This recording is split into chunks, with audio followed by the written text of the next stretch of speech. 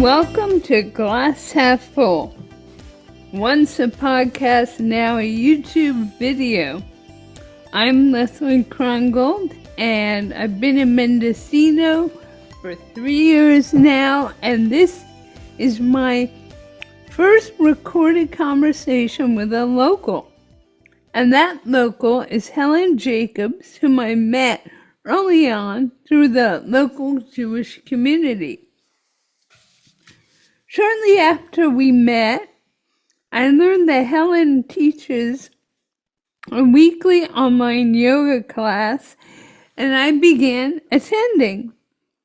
Helen even taught a class during the second annual May Movement Challenge I organized.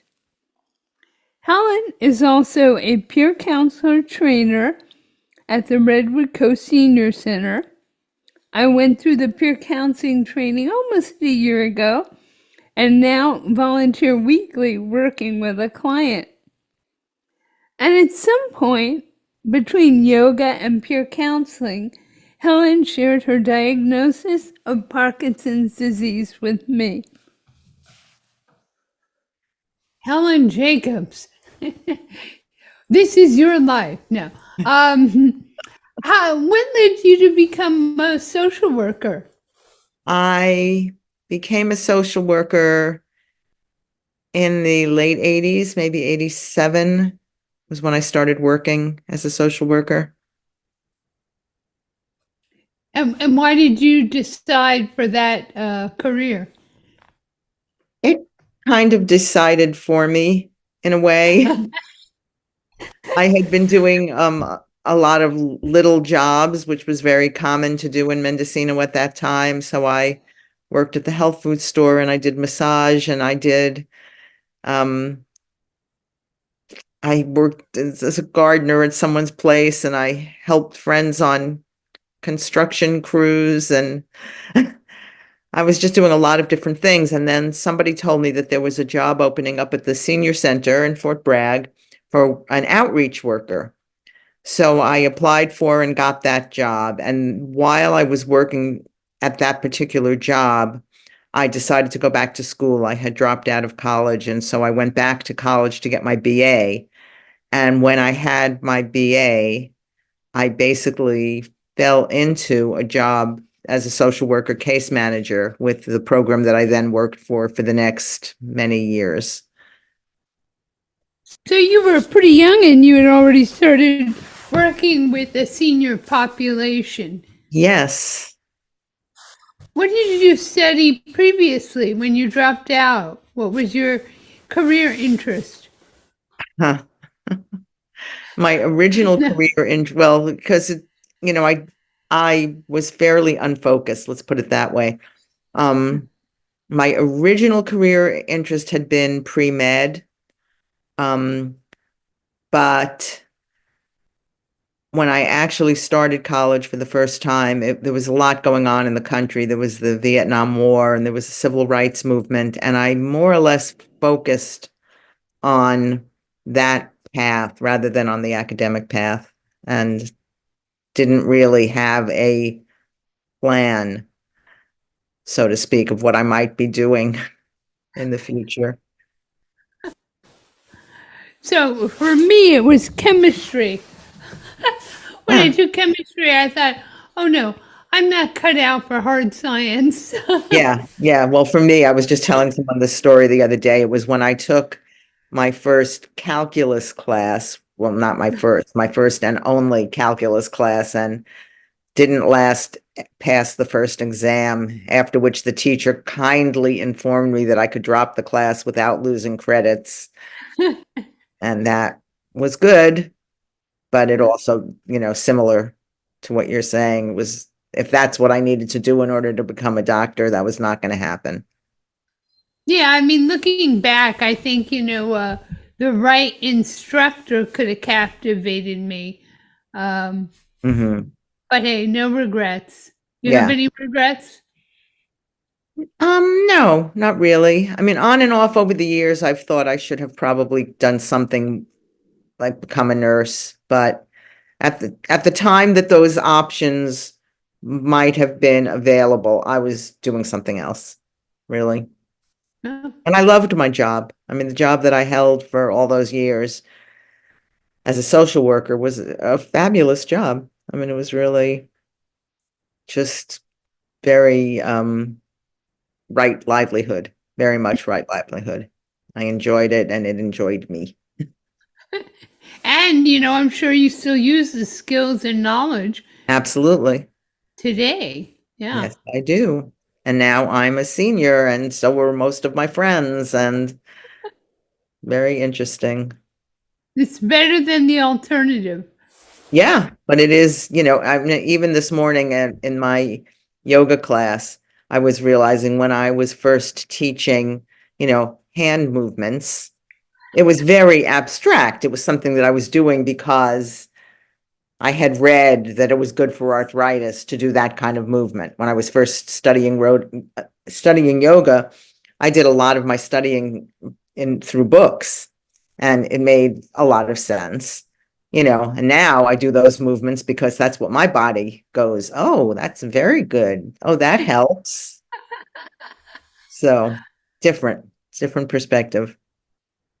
So, do you remember like some of your thoughts and ideas and judgments when you were working with the senior population and you were what, in your 30s or something?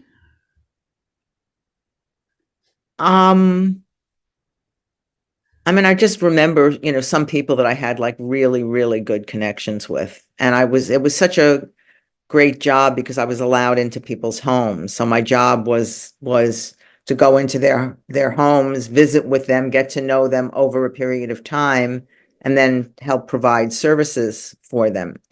And I was fortunate enough in that I sometimes knew a client, for 10 years or 12 years or, a really long time through the end of their lifespan. So, it was an amazing job. I mean, one of my early clients had come to California in a wagon train with her family Wow. from Oklahoma and, had lived in Fort Bragg for the last 50 plus years. And when she was first living in Fort Bragg, the land that she lived on where her house was had been was a little farm. And I knew a few women that lived in the east part of Fort Bragg, and their homesteads were homesteads with Mhm. chickens and maybe a pig or goats or you know So so was did she come out during the Dust Bowl period, the hmm 30s and yeah, 40s? Well, yeah. I have recently become interested in that period because of a couple of books I read. Hmm. And it's just I was never interested in much of American history, but I Uh-huh. read a book where it captivated me. And the irony is that it's not that long ago, No, really. not exactly. And to meet people, I mean, I think that was what was amazing for me was that I would meet people and I'd say, "Oh, where did you grow up?" And they'd say, "At Camp 20." So one of the logging camps out on Ah, Highway 20. uh-huh. And they grew up there, and kids from that camp, are still in Fort Bragg and, or learning more about the history of this area, which Mhm. I had not really known about. So, So when did you get involved with yoga? I started doing yoga, doing my own practice in the early 70s. I was living in Berkeley and Oh, before you came up here. I was living in Berkeley. I had Swami Satchidananda's book, which I probably still have up in the attic on a shelf somewhere. And it had pictures of this amazing Swami doing all these poses. And I just would try to do what I could do. Um, yeah, so that was probably in 1969 or 70. And it really clicked for me. I think because I wasn't an athletic kid. or young adult. I had, I didn't join sports teams or any of those kinds of things. And so yoga was something I could do in my body at my own pace and learn to pay attention to what my body seemed to need and want. And it really clicked for me. And then I had more formal training as the years went by. So I started out with a book, and then I would go down to San Francisco sometimes and take classes at the Iyengar Yoga Institute.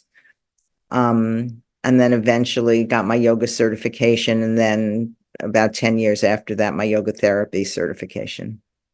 So when you started yoga, was your impetus physical fitness or was it spiritual? Both.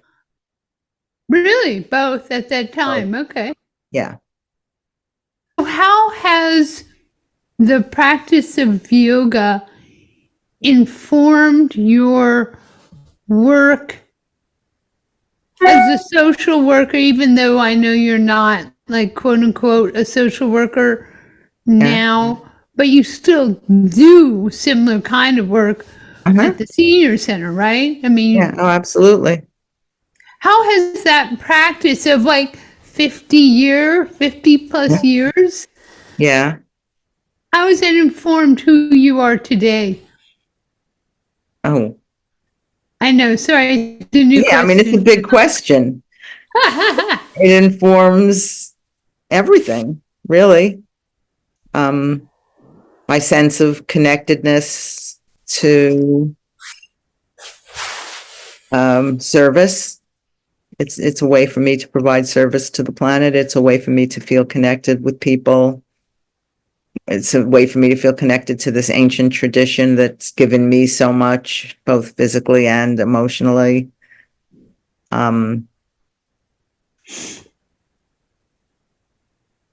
Yeah, a way to find center or ground. And so doing a job like being a social worker, has challenges of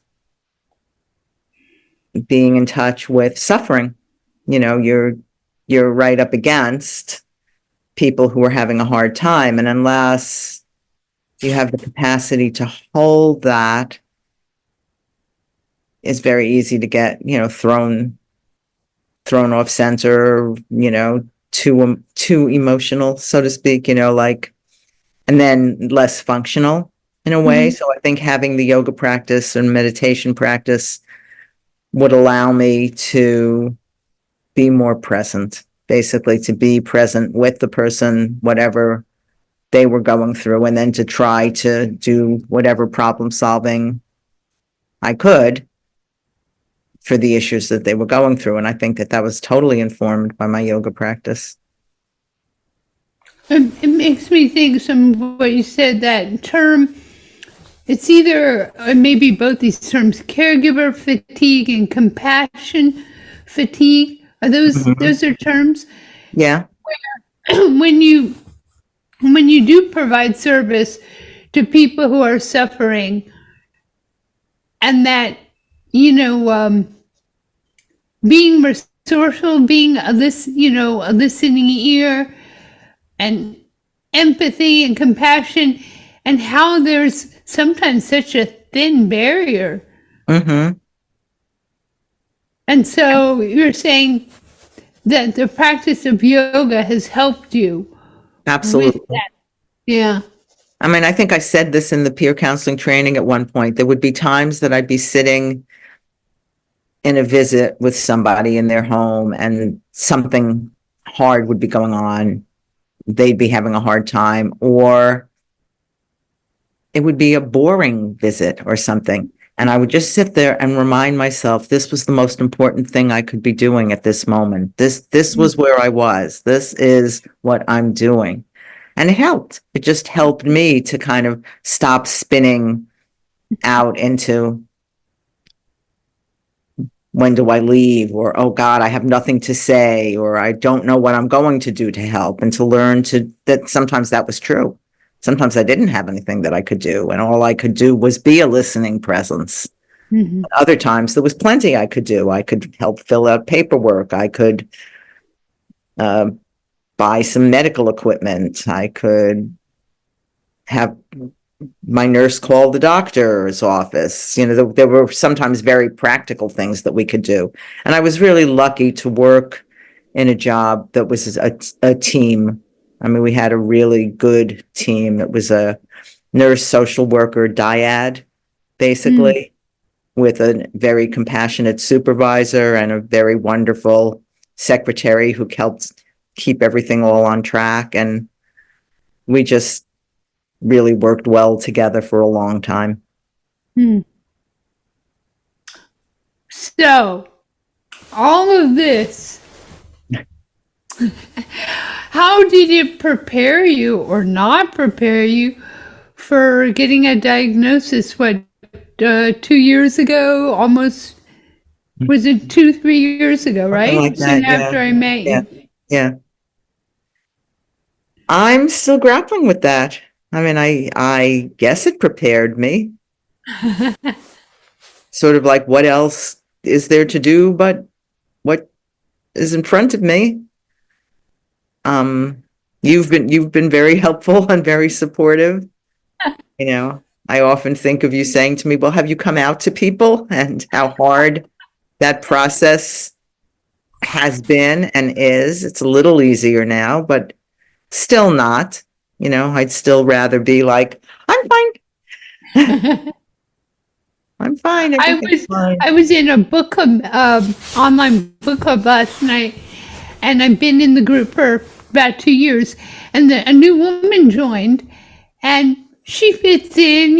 We're all pretty much all women, and similar age group. And we were doing introductions, and I did my little intro. And when she introduced herself, within the first minute, she said she was disabled. And I didn't include that in my intro. And it kind of startled me and made me think, oh, maybe I don't see that as part of my, you know, immediate identity. It was Hmm. interesting. Yeah. So Yeah. Or maybe at some moments you do, and at other moments you don't. Like perhaps on a day that you were having a really hard day, but you might. I mean, I know that there are certainly days that I feel like I'm just fine. And then there are other days that I feel the symptoms kind of in a background way, and I'm like very aware of it. I'm aware of it all the time, I think, but whether it's what I present forward with or not is a question. how has it changed your relating to other people? I assume seniors, because most of your work now is still with seniors who have chronic health conditions. Do you think it's changed at all? I think I have more compassion for how little control we actually do have over our health. I think that being in the sort of alternative health, not business isn't the word that I'm looking for, but an alternative health lifestyle, which is how I've lived most of my adult life, taking care of my own health and hardly ever seeing doctors and using herbal medications and massage and acupuncture and acupressure and all those kinds of things. And somehow believing, without even knowing I was really holding it as a belief, that would all protect me from getting sick, from the bugaboos of something happening. It's like, well, that can't happen to me because I do yoga and Right. I eat my tofu and in fact, so there's a humbling. I guess humbling is really what I would say. The experience of having a diagnosis of something so completely unexpected, Mhm. very humbling. Mhm. Yeah. I know in my patient community, there have been different people, and I had skin cancer. I had a couple of bouts of skin cancer, but different people who get, cancer or other comorbidities, that have no relation to the neurological disorder. And they go through a big, like, what is it, YTF? Like, Uh-huh. really? Really? Yeah. Yeah. It's hard. It's hard to accept, but, we Right. have no choice. Yeah. And just seeing how much time I and all my peers at this point spend juggling our medical appointments, juggling what this doctor said versus what that doctor said, and how to make this decision versus how to make that decision. It's a big job. The decision making, I know I've had to weigh the pros and cons, certain surgical procedures where there's always a risk. And, I've opted not to have certain procedures. Mhm. And it's a little mind blowing to think, oh wow, I have to make this decision. No one else is going to really give me some advice, but the ball's in my court. And it's scary, but it's also empowering in ways, Uh-huh. Yeah. Yeah. I mean, I Some feel people just go, doctor says it, I'm there. And right. I'm not that kind of person. Yeah. Yeah. Well, and I never have been. And now I do have some doctors that I lean on. I mean, especially my neurologist. I feel like, she really does seem like she's in my court. What are the pros and cons of living in a rural community? Specifically for you now as a senior and someone who has a, neurological condition. Well, I would say the biggest con is that there are no specialists and it's very difficult to get appointments to see doctors and made more difficult by the distance. That I would say that's the biggest con. Otherwise, I love my community. I love how beautiful it is. I love that I can walk in the forest or walk by the ocean. But yeah, the difficulty of getting medical care and treatment as we get older is problematic. And Mm-hmm. I'm not sure that there's a good answer to that set of issues. We made the decision to move up here. I had a couple of friends, local friends in Alameda say, how can you do that given your disease? Not live, I thought, well, it's not a curable condition. I don't require some sort of a protocol, or treatment where I go to a hospital or a clinic. I mean, so why should I be living near a hospital? Is that really going to give me more quality of life in my final chapter?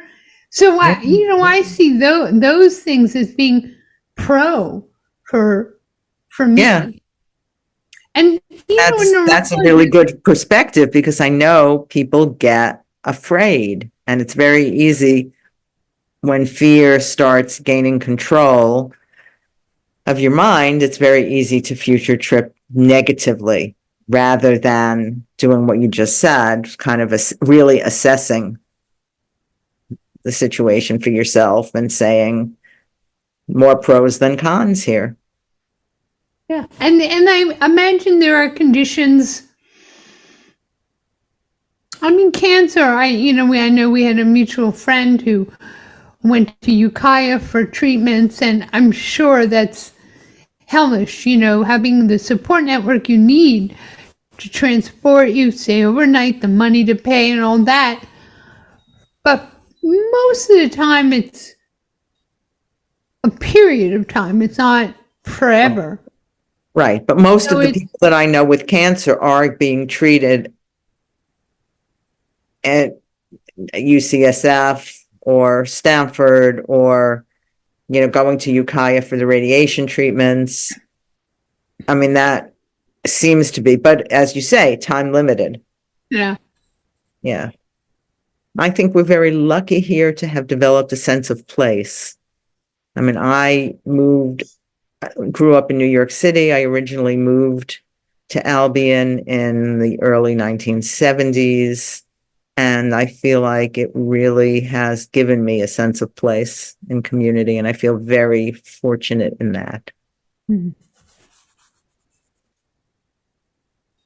Anything about the intersection of being a senior and having a chronic health condition?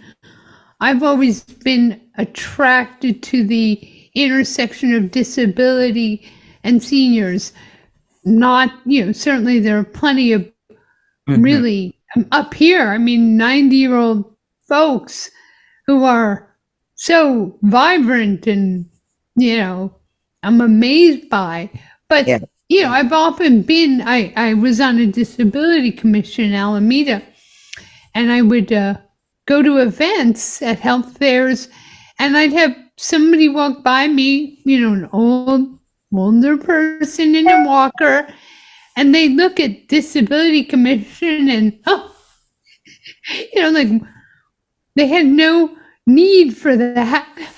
Uh-huh. So it's the idea that most of us will become disabled to a certain degree. Right. And I'd say most of us are unprepared for it until it happens.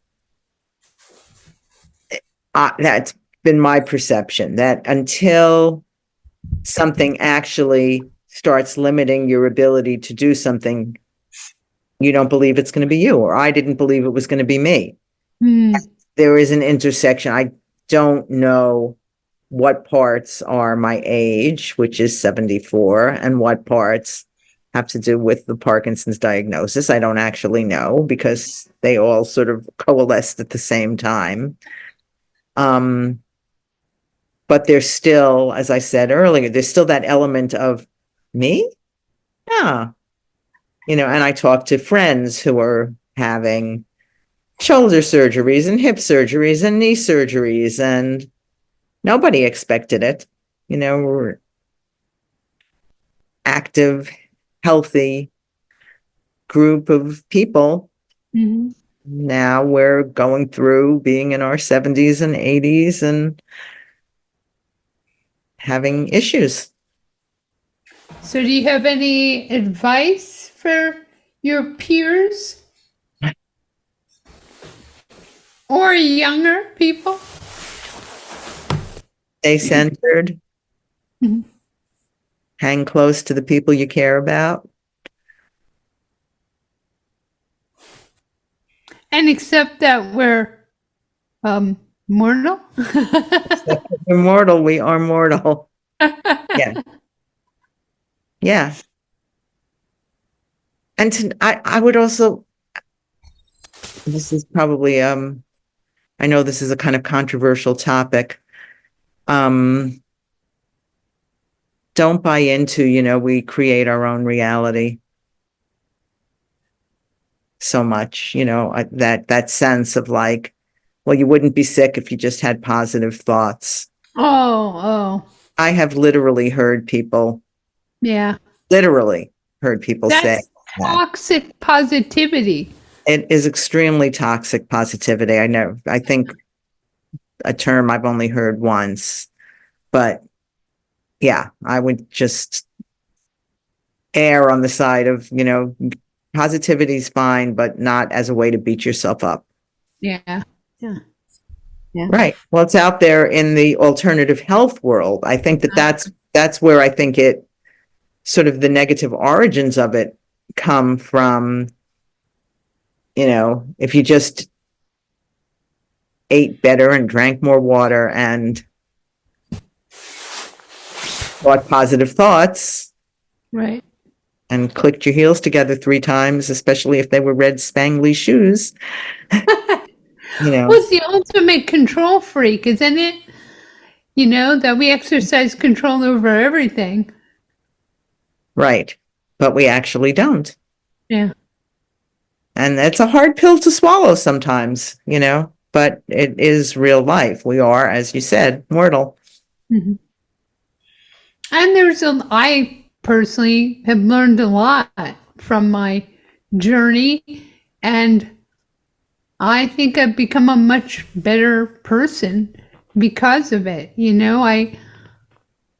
I facilitated support groups where there were people, and we would talk about, why did God do this to me? Mm-hmm. And it's just so sad for people to, feel like such victims. And I always thought, you show up to a support group somewhere, library, hospital, you're showing up. You have, agency, right? That term now is used a lot. Mm-hmm. You're like getting out of bed, getting yourself out there and showing up. That's something to be proud of, Mm-hmm. Right. But what if you can't? Right. Still have to find a way to be in whatever that set of circumstances is. The time will probably come when you're not showing up. You're not able to get out of bed. And then you have to deal with that. We have to deal with that, So, and some of that, again, normal aging. It's true that there were amazing 90-year-olds and some amazing 100-year-olds. And, it's also true that there are many that, have developed Alzheimer's or have developed, such crippling arthritis that they're in pain all the time or whatever it is. And those are realities. Mm-hmm. Mm-hmm.